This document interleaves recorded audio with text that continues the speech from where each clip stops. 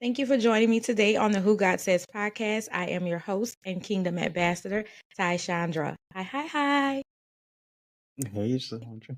Was that for me or for the audience? That's Go for for it. everybody, That's right. All of y'all. all of y'all. So today's special guest is a communication coach for parents and preteens. He's an educator and a mentor, Marcus Higgs. Welcome. It's good to be here, Cassandra. Well, I'm a communication coach for parents of preteens. I love Parents the kids. of hmm preteens. But I left that in the classroom. So it's all good. Oh, that's no problem. Yeah. You get to pull a little bit out of you today. We'll get it. We'll get something out of me. Yeah, And we got to. That's what you're here for.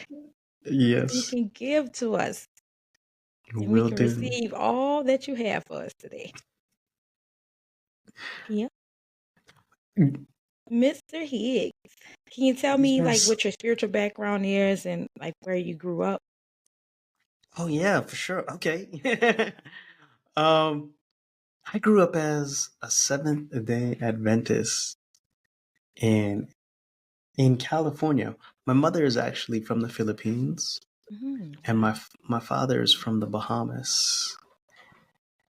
Yeah, so I got the islands in my blood on both sides. And then growing up, spirituality and religion and all that, it wasn't a burden. It wasn't a burden. And I'll actually speak to it more later on, but it was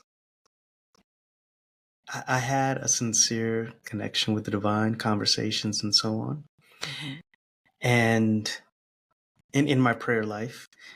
And I say that because as a communication coach for parents of preteens, I often say be mindful of the voice with which you speak to children, for in time that becomes a voice with which they speak to themselves. Now we're hearing voices all the time, and if you have a voice by which you know you can be authentically you, fully you feel fully seen. It's a voice that soothes you. For me, that's what it is when you're on your in your hour of prayer. That's a bit of the voice with which I speak with now. I bring that same energy, that same vibe. Um, that's my spiritual background. You asked for it. I would say I'm not a practicing SDA now, but well, not that I'm not practicing. I'm here with my aged parents with them. And while I like to say my understanding of spirituality expanded, and I have no animosity towards the church. I taught in Saudi Arabia, learned about Islam as a world religion. I taught in Thailand for more than 7 years, so I'm very familiar with Buddhism, and I have a very eclectic spiritual background. And I'll end on this note: the difference between beliefs and values. Beliefs are what you think are true. Values are what you think are important. And if our values are aligned, I'm all about well-being. I'm like, let's go. Yeah, that's beautiful. I like how you say eclectic. I love that. I like how you like me saying eclectic. That's what it is. Oh my gosh. Did you always want to be an educator? Was that something that you saw early on? Um, I was always curious. Curious about life. Why do people do what they do? Yeah. And when I say curious, for me, I speak of there's these things called the virtues. There are 24 of them. And one of the virtues is love of learning. And oftentimes educators have this virtue. And yeah, just making space for in order to learn something, you have to first say, I don't know. And I'm cool saying I don't know. Yeah.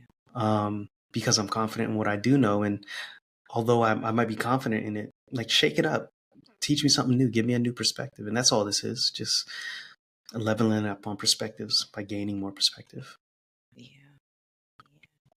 So when you were a little boy, what was the thing that you said, when I grow up, I want to be Happy. Uh, I wonder, you know what? Like, I I wanted to live life and enjoy it. For real, I'm thinking about it. Like, I never had a profession to aspire to. Okay. That said, I did. We had a thing called Sabbath school. I did teach that when I was a kid. Wow. It, and you know what? It never comes from a space of a know-it-all. Like, I know this. I know this. I got something to prove. I got nothing to prove. I just love knowing stuff to connect the dots. Mm. And I love sitting down with people who want to connect some dots. That's it. That's what I do.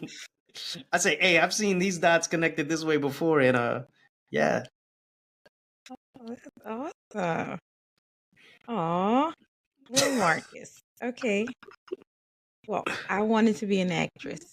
I like All right. storytelling. Mm-hmm.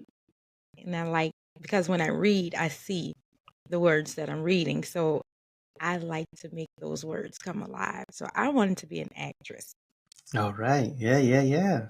That's awesome. Can you remember the first moment or the first time when you realized I want to pursue this? Yes, Yeah. Tell me about it. I did. Yeah, for I, definitely. Yeah, definitely. Go on. I was watching The Bodyguard with my dad. Hey. Mm-hmm. And when Whitney Houston fell off the stage, I was like, oh my God. I instantly wanted to know how she fell, how they caught her, like different things. Because I knew there was a lot going on that people didn't see, but I was Mm-hmm. still young and I didn't know, Mm-hmm. know everything. But I was just like, ooh. Hey, And then hey. me and my dad started singing, I Will Always Love I You. will always love And I you. was like, I want to be an actress. I want to be an actress that can sing. Yep. That's awesome. That's awesome. You know, I do think about it. When I was a teenager, this is my book here. You can't see it because it's blurred out, but it's Inspire Life Through Words of Well-Being. Mhm. So I do spoken word, and I remember watching Mum's the Poet on HBO. And there was this documentary called Slam Across America, and there was this poet called Mum's the Poet. And I remember seeing him do what he was doing, and I was like, I want to do that. I want to do that. And yeah, words have built my world, and that is actually what I do. That's the first feeling of I want to do something dope with words. That's beautiful. Oh. Okay, so I want to know, what are some of the things, as an educator and a Mm-hmm. mentor and a communications coach, what are some of the things that you saw um, that may have caused great concern from you with students that made you say, hey, there's something I need to do about this? That's a broad question. Yet the first thing that came to mind is it's always identity. Mm. Know thyself. That's wisdom. It says, "Know thyself, and you'll understand the secrets of gods and men." And the reason I say know thyself is because all action comes from a place of identity, Mm.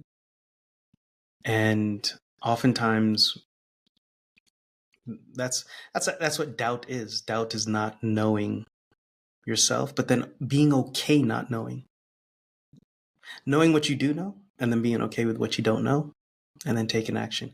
And you know what, that comes through taking, I don't want to say improper action, but it comes from just trying again and again. And Yeah. you got to be gracious towards that and create spaces for that. So that's what I noticed in the classroom. Uh, yeah. Now I want to help parents, help kids in that Mhm. sense of forming their identity. How did that show up in the classroom? Like, you were able to pinpoint the root cause was there was an issue here with identity, but how did it show up?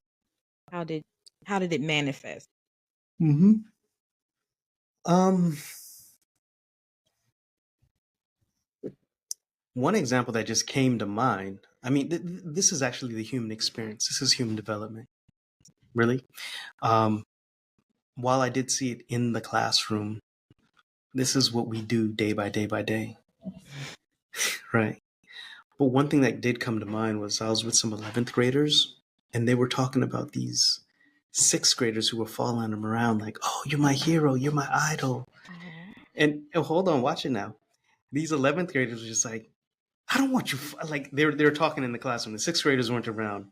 Like, yo, what's wrong with you? Do you know who I am? I'm like, nobody. Like, why are you following me? And they were speaking down on themselves. And I was like, yo, check it out though. There is one person who's following you around, and they're forming an understanding of you because they're watching you and your actions.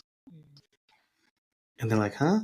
Who's following me around all the time? I said, you're following you around. And you're coming into an understanding of who you are by finding evidence from your actions.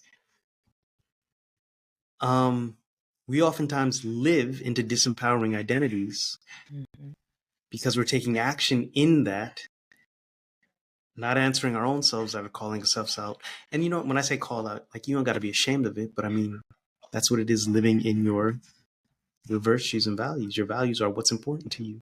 Yeah. So that, and you know what? There's no judgment on that age because they're trying to figure out their identity. Right. So that's just a small nugget that I gave them in the classroom. Yeah.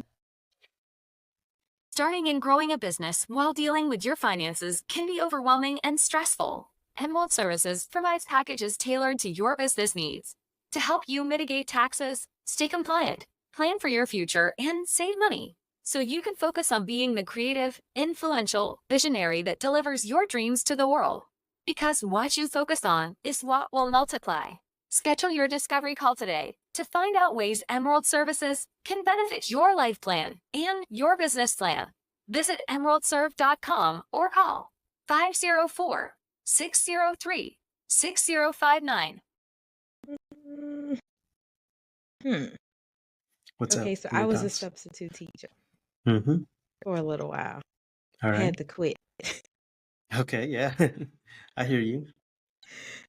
Um, I'm mad at you. Yeah, you all good. but I don't think I had a problem with the students. I had a problem with the teachers. I Okay. had a problem with the administration. Mm-hmm. That's what I really had a problem with. I didn't have a problem with the students.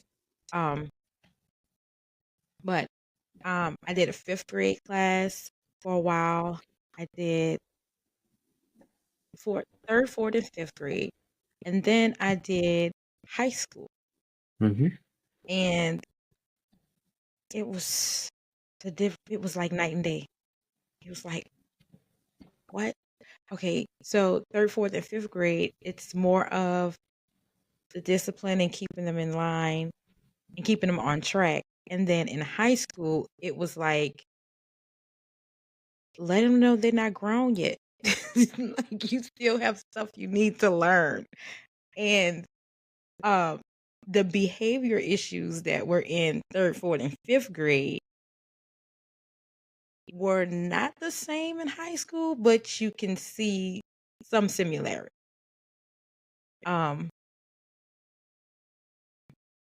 What are some of the behavior patterns that you saw as an educator? Because I was just a substitute teacher and I would see them maybe a few days out of the month. What are some things that you saw?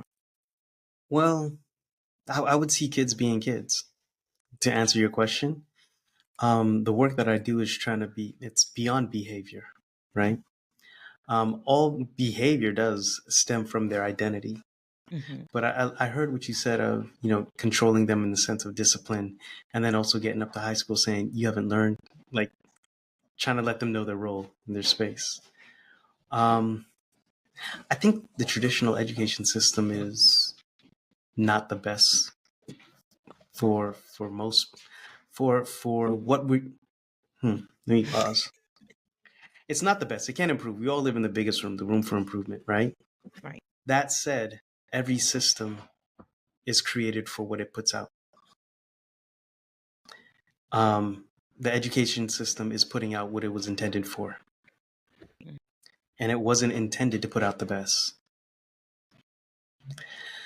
Now that said, like, and I'm throwing no shade at anybody still in the classroom. Don't get me wrong. If like you're working for the well-being of other people, you have all my support. Right. What I would notice is oftentimes the system is based around compliance. Mm-hmm. So the actions that are done to appease other people, to make other people feel good. Yep. And to be well adjusted to a profoundly sick society is no measure of health at all. Like to be a part of the system, to say, look, this is what we value. We value these grades, and we value just doing this, this, and this, and this. It was creating people who were being soulless. And I had to take out my soul to be in that. Now there are other education systems where, and I think this is going to come around with technology, but that lets the person express themselves more. There's going to be more emergence is the word that comes to mind for me. Just let me see what your essence is. Let me see what bubbles up with the projects that you want to choose, knowing that we're going to find the support and skills that you need to get this done. But that's a different conversation. But what I used to see with behavior, yeah, kids, some kids say they don't like school, and I'm like, yeah, I get it. I understand. I know why. Mind you, I say this as a person who I achieved well, yeah, but school was born for me because I just did the work, and it was just like, all right, yeah, well, I would hang out with people afterwards. That's cool. Right. Okay. Interesting.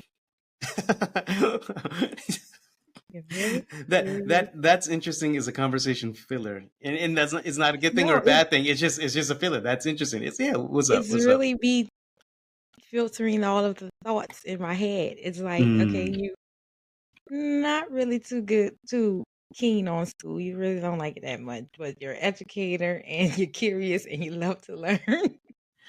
Well, yeah. That's interesting. That is interesting, right?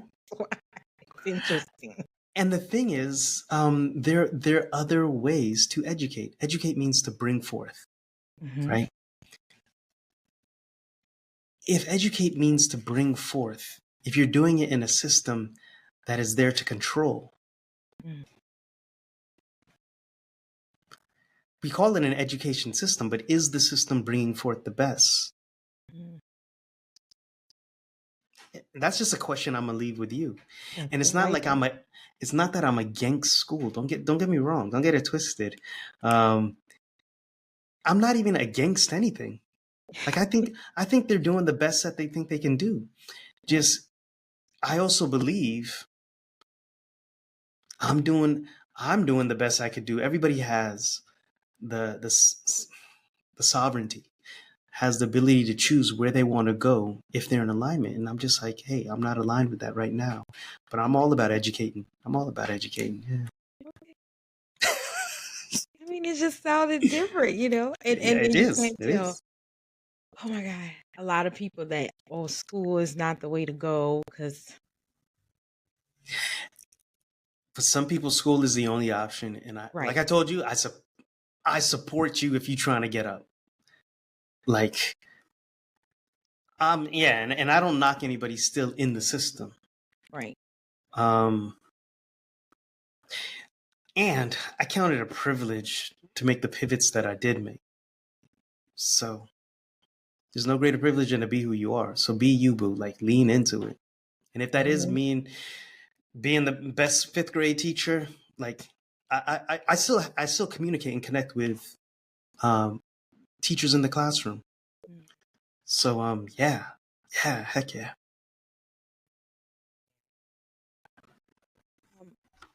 So how long was it before you became the communications coach? Like, what was the gap from educator to communications coach? I was in Thailand, and communication has always been a part of me. In that I studied that for journalism. That was my major. My minor was computer information systems. And I've always loved communication, just because I actually had a good communication professor in university. She put me onto it, Dr. Elliott. Give her a shout out. Shout out. Hey.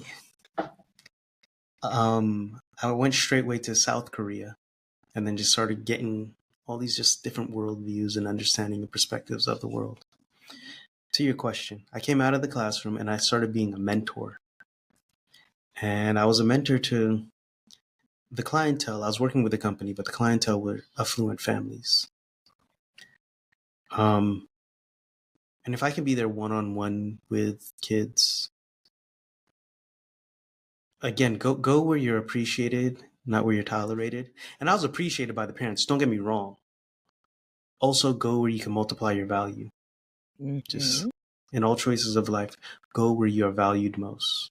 First, be valued here, understand your value, then go where your value is amplified. So after doing that for about a year or so, I said, well, let me start working with the parents of these type of children. I started off as a presence coach, more meditation and so on, but that was hard to explain. And mind you, communication is my meditation, but yeah, I love communication. Communication is me. Yeah. So I want to know, as a coach, I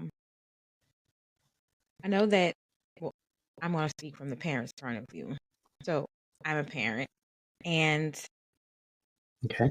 I know that there are certain things that I do that my parents did, that their parents did. What are some, can you call out some of the patterns that are passed down through these generations that are not really beneficial to the parent and the preteen, and how we can remedy that? She said, can you call out? Can you please Yes, call call out? them out. Call them out. You know what, Chandra? I would say this. Well, man, could be better, could be worse. Be grateful for what it is. In that, if you can find peace and grace in this present moment, everything that was has brought you here. Now, I'm not saying, of course, it was not easy. Life ain't been no crystal stairs. And here's a unique perspective. We will always fault in trying to be a parent or trying to bring forth something. And that's a feature, not a bug. What do I mean by that? Humanity is stress progressive. When we are stressed, everything that eventually grows must first break. In order to grow, there has to be breakage. Look at the egg. If it's broken from the outside, life dies. If it's broken from the inside, life emerges. The question is, what story do you tell yourself after the breaking?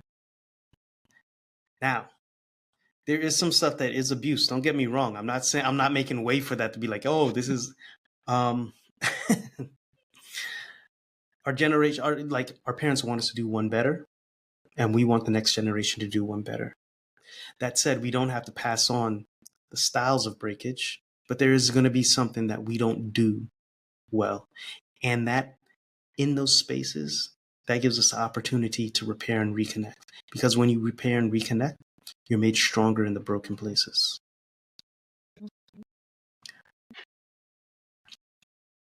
Okay, good political answer. You say good political answer. You know what? I can't call out ways in which you faulted because fault is based on your value system. Watch this. In Africa, the reason some tribes work with their kids on their back is because they can't imagine their kid being out of their connection and their care. Like looking at childcare in the United States, you want me to go somewhere and leave my kid with some other people for this amount of hours? That's mind-boggling. I wouldn't say the woman who leaves their kid with childcare is faulting them. And then also to take your child into your workplace and like you're tending to them, you're over nurturing. Some might say that's over nurturing or too much connection. I can't fault them for doing that. That's their value system. There is stuff that works against the development of the kids. Sometimes the stuff we feed them. You know what I mean? So in my value system, I might say that it's wrong. Yelling at kids, I try not to yell at kids. I do know when you want to, yeah, or you see a kid running and you just want to tap them so they run right into the desk. Anyhow, see, that's when evil comes out. But I say like this, I will speak to, let's do one better. Like, let's not talk about what it means to be good. Like, let's be good. Like, that's a wholesome answer. Maybe political, but it's like, yeah, let's do good by the people who we're entrusted to do good by. Okay, then. So as best we can, and when we fault, make it repair and reconnect. Okay. So how would you recommend disciplining a preteen that starts to challenge authority? Hey, I hear you. She slid that in real subtly. You started it. I'm picking up what you're putting down. We started the conversation. We agreed to be here in this conversation, and yeah, let's go there. First of all, it starts with a strong identity, establishing a strong identity within them of who they are, and then what this family values. Because values, again, that's culture, family culture, collective identity. They are going to go off and do their own thing, but there are expectations. Now, that said, understand it's natural for them to challenge. There is going to be pushback. And when I say it's natural, if there's something you don't understand, if there's something that you're trying to figure out, one metaphor I heard was, when you get in a roller coaster and they put that safety bar on you and you shake it, you're trying to shake it to see, can I trust this person? They're trying to trust the adults in their life and they don't know which one to trust. In the framework that I set up, it's called Startup Framework. But then before that, there's a wall of ice. This wall of ice is formed by identity breaking with the new roles and new expectations. C is collaborative mistrust. I'm not sure who to trust at this stage where life has been black and white by what you've been telling me between ages 0 and 10. But now skepticism creeps in when I start to see other worldviews. That comes from our phones, social media, that comes from the other adults inside our lives. So now I'm thinking, I don't know if I can trust you, Mom. Wow. Right? Nuance doesn't come until 18 of, oh, I see how you could be on my side, but you have your own identity. And you know what? Nothing's wrong with necessarily that skepticism. That's why I work with the parents to be a trustworthy present parent. That means you establishing yourself, because trust is built over time. And when you're trustworthy present parent, while they're going through their dysregulation, they know, oh, I can count on you. You're faithful. That sets the tone. Now, when they start acting a dang fool and they start being disrespectful, I think that was your question, right? Yeah. All right. They are going to act a fool sometimes. And that's not to make way for it. I mean, they're all their personalities. Have expectations, rules, and consequences. And when I say rules and consequences, rules and regulations that they are a part of, actually, that they contribute to know that they have, because what you're trying to do is you're trying to bring forth autonomy. And you're trying to have them also think of, why do we do this? Because the reason for rules and regulations, they should feed back towards their well-being. And it's like, I'm doing this so that you can develop. in the startup framework, there's something called collaborative problem solving. It starts by first listening and inviting them into the conversation of saying, hey, there's a problem here. Let's talk about it. Mind you can't always come to them only when they're problems. You have to have that open dialogue, that open communication, of even when they're not problems, or else they're always going to assume every time mom talks to me, something's wrong. After you listen to them, you then state your idea of, hey, this is why it's a concern for me. And then you collaboratively find a solution that we're going to work on for a little while. And what I mean by that, it's like approaching it as an experiment. Are you a busy professional and desire to balance mental and physical health? Fit for You is here to help. Calm stress, increase endurance, and prioritize your health with Mental Soccer. Connect the 3 Bs with your virtual partner, convenient and holistic, available for youth and adults. Accessible via the Fit for You Mental Size app, which also features recipes, preset workouts, and more. Join a like-minded and diverse wellness community and visit our website for more information and memberships. Join us. Hi everyone, join the Kingdom Fanatics community, get exclusive content, green room access with our guests, and more. Visit our website at whogodsays.com. Like and follow us on Instagram, Facebook, TikTok, and make sure to subscribe to our YouTube channel. We greatly appreciate your love and support.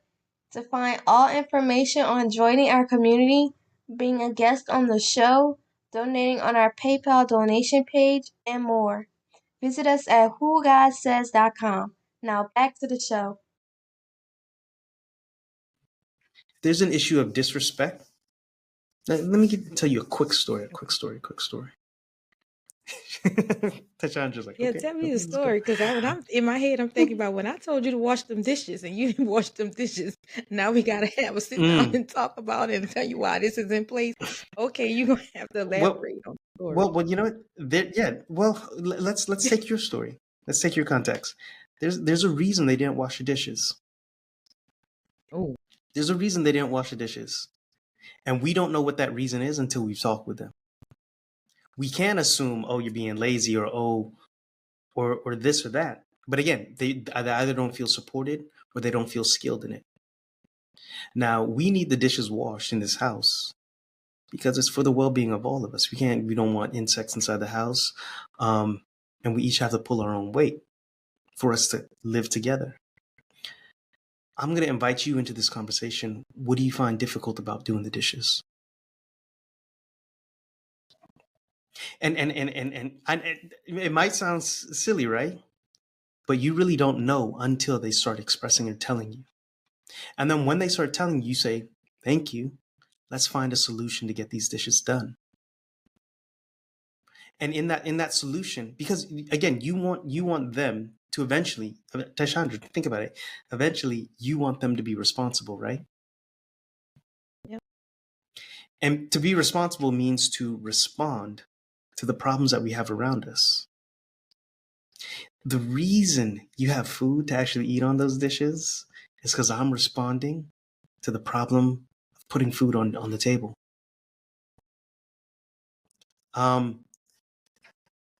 There might be some difficulties that you are with the cooking way, the way that with how you're doing the cook, not you, but how the kitchen is continually messed up. That your kid may have some issues of, hey, this is the problem that I'm having. Like the kitchen is being continually messed up and we're not cleaning up after ourselves. That might be a valid reason that you didn't think of because you didn't see that until you invited them into the conversation. I think the higher level thing we're speaking about is the expectation is for the dishes to get done, but if it's not being done, let's get curious as to why and how we can come to a solution for that. And I know that takes wisdom to sit down and think about it before popping off, because when things don't go my way, I'm frustrated, I'm upset. But maybe if we take that time in between, in the space between stimulus and response, there's that wisdom. Because I know what it is to not get your way and then be angry like that. And then that just shuts down more conversation. But anyhow, I said a lot. You know what? What's up? Talk to me. When that 14-year-old don't clean that kitchen. Okay, I'm not a 1 to 10 mom. I'm a 1 to 4 to 6 Okay. to 8 to 10. Mm-hmm. So it's like, Yeah. I'll remind you, okay, you didn't clean the dishes. What's going on? Yeah. 9 times out of 10, she was on the phone or she was on the computer. Yeah. My 10-year-old, he's responsible for the bathroom. He's the only boy in the house. Yeah. He's responsible for the bathroom. If I say he didn't clean the bathroom, guess what he's doing? He's on his Nintendo Switch. So with my kids in particular, most of the time when they didn't do their chores, it was because they were preoccupied with something else. So you know what I noticed? You noticed the pattern. I mean, that's how we improve anything. Like you first gotta see it. Do they notice the pattern?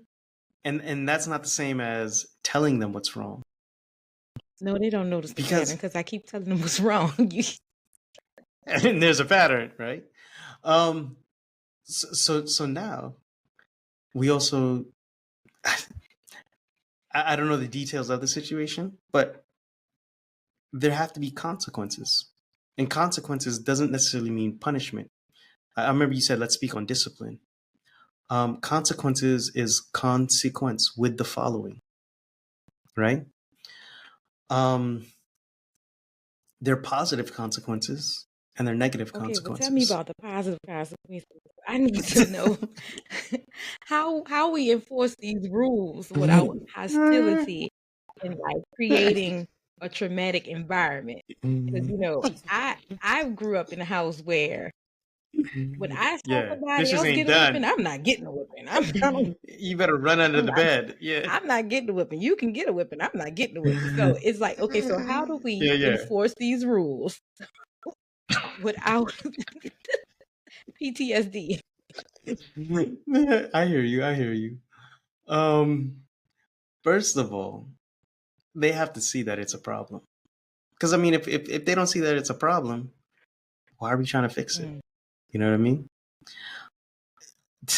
Self-regulation really sounds like the bigger problem here, in that if they're always on devices, I promise you this, I promise you this, I'll say it a third time, I promise you this, other work isn't getting done besides the housework. So it could be the devices, which again is another conversation we could have, and then finding self-regulation around the devices.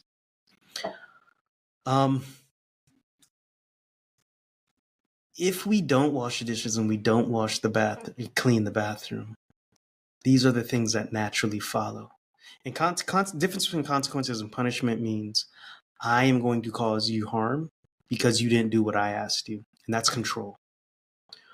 A consequence is, hey, if we've come up with these rules and we've agreed this is what's going to happen, this is what's going to happen after it happens, after those expectations aren't met. And that's why you want to invite them into that decision-making process. And the reason we say invite them into the decision-making process, student choice, student voice, this is something we've agreed upon. So right now I'm treating you as an adult because I want to trust you. And I know you want my trust. And this is what adults do. And so that works for 10-year-olds and 12-year-olds. Because how am I going to tell my 10-year-old I want to treat you as an adult? You know what's No. It's not that I want to treat you as an adult. I want to learn to trust you because you're growing up into your own little man. And you growing up, and that's why you say age appropriate. I'll tell you this. I remember I was in classroom one time and the pipe burst. And the pipe didn't burst. Someone left the sink on and it overflowed. And I'm with 5th graders. So I walk into the classroom and the floor is wet. And it's break time. And they weren't supposed to be in the classroom at break time. And I came in and I said, look, I don't want to figure out who did this, and we'll figure that out later. I said, I need to clean it up. Can you guys please leave? Or can you please help me fix this, right? Some girls were still around playing and they were figuring. I said, look, this is a me problem. Because I always used to tell them, sounds like a you problem whenever they would do stuff. And it wasn't with attitude, because I told them, I said, a you problem means you're responsible for solving it. I can support you in it, but I don't have to if I choose not to. And the reason is because I trust you to figure out how to do it.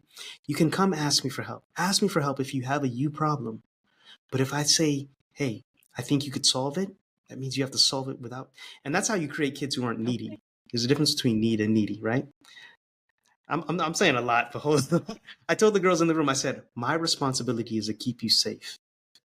In order to keep you safe, I need to keep this classroom clean. So can you please leave the classroom, or can you please help me clean it? I spoke to them very firmly, and I was communicating the message. I need you to do what I'm asking you to right now. And it made sense in their head, because I care about you. Because I care about you, and it needs to be said with force, maybe. We need to have this kitchen clean, and we need to have this bathroom clean. And the fact that you're on your devices, we have to come up with some rules by which we get this done. Look,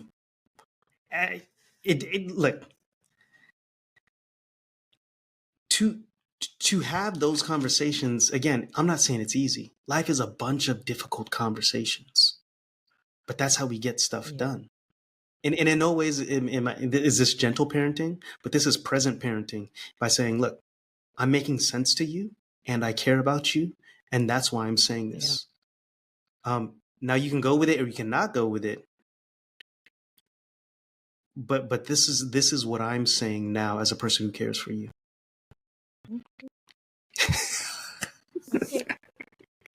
I mean, well, something worth trying, and it's an experiment, try it out, see how it goes. It's an experiment. I'll try it. I mean, I have in my house we have safe space, so whenever my kids want to talk about something, we talk about it in a safe space, and it could be anything. Yeah. So I just have not implemented, okay, let's talk about chores and rules in the house, and then setting up consequences. So we can do that as well. But we have a safe space in my house where my kids can come and talk to me about pretty much anything. And respectfully, they can say whatever is on their mind. It doesn't matter what it is. Let me ask you this, right? The reason they come to you in a safe space is because they need to manage something about their life. And they want to know that they can say it respectfully without fear of being threatened. That's what a safe space is. As a person, as a leader of the household, you set the tone, you set the vibe. You of all people can say, I need to create a safe space with you, whereas I can explain to you the vision I see for this house, speaking corporate terms. I'm speaking to you respectfully. This is what I need done in the house. And if you have challenges with that, ask me respectfully. Like there's respect all in this. There's one other thing on respect, but I'll leave that to another time. Well, I want to know this. How do you, as a parent, how would you know if your teen is being moody? Because, they come into they're going through it. Those little attitudes and don't feel like this and don't want to do this. How do you know that if they're only being moody or if there's something deeper there, like a mental health issue or something like that? Would it be something to look for? Sure. Now let me just preface this by saying this is not professional advice. This is advice that in the literature and the studies that I do, kids are going to turn away from you during the preteen stage. They need their space. Don't take it personal. It's not permanent. And it's not pervasive. It's not in all things. Maybe it's just this thing like, Mom, I just need space from this, right? Or Dad.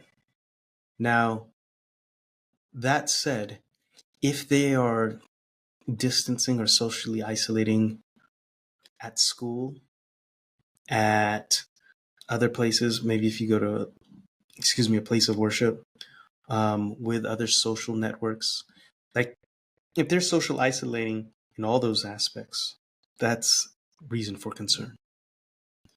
Now, if you go to school and they're still opening up and they're still interacting and they're engaging like that, if they are still seeking engagement with other peers, that's I'll say that's a sign of healthy development, depending on how they're interacting with them and so on. Okay. You know, and we are the stories we tell ourselves.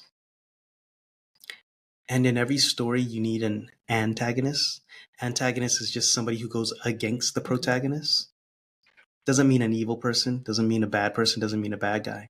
It means a person who is creating conflict by having a different want. And that's all conflict is, just different wants. If you have been in your kid's story the whole time, and this is actually this is Marcuspedia, so but the easiest person to make the antagonist is your parent. Okay.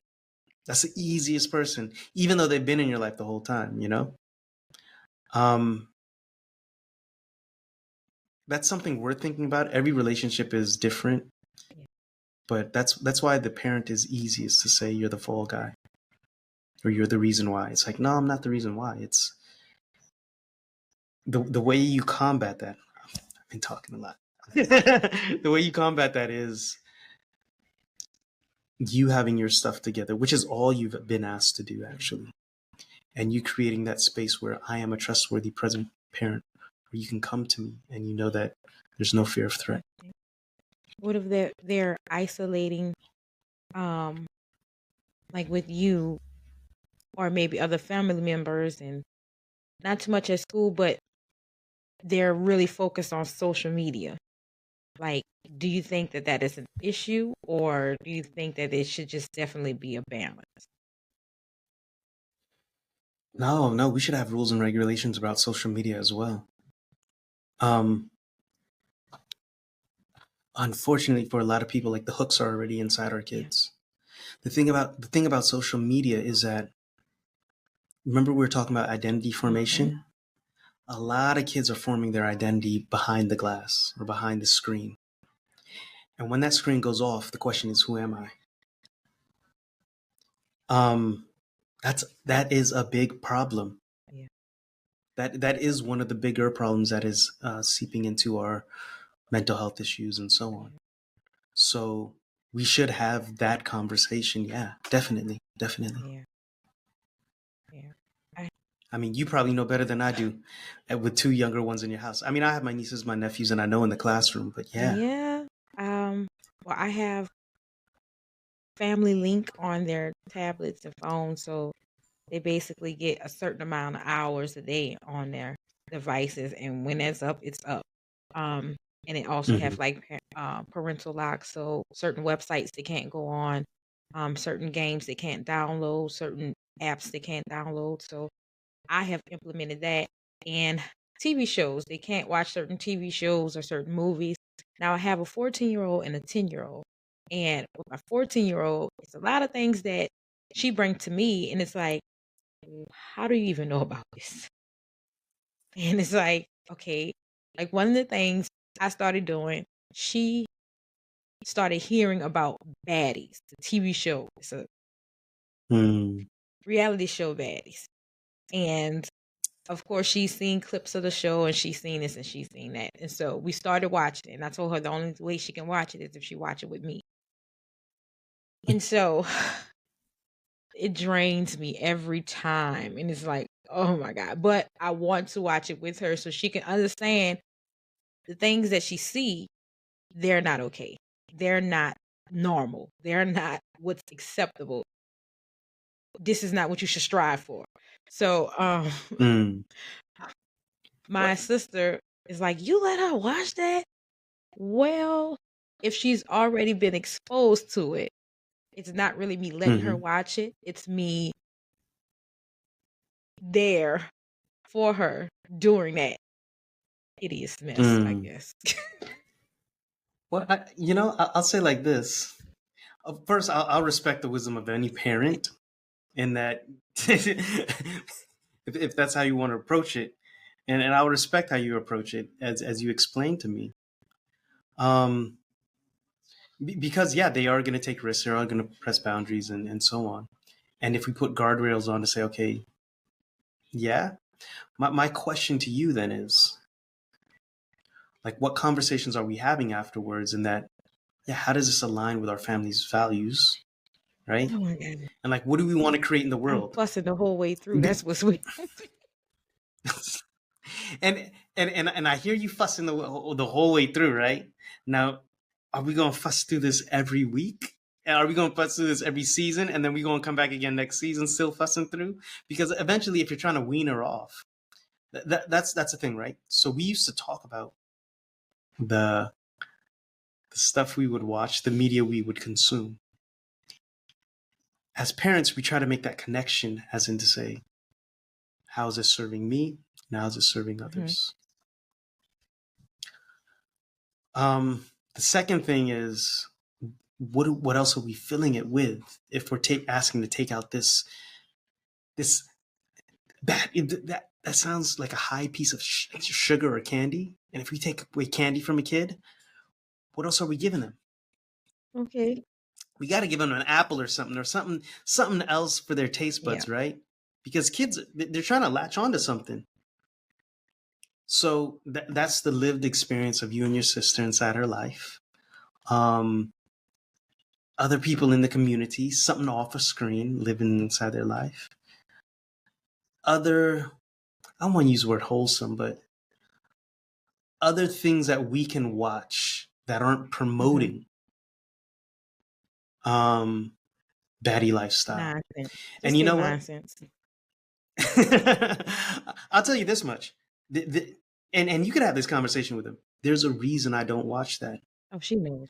And that's you owning your values and say, the reason it's important for me is because I'm trying to keep up here clean, right? Not filled with nonsense. Because these are the consequences that when you fill your head with that.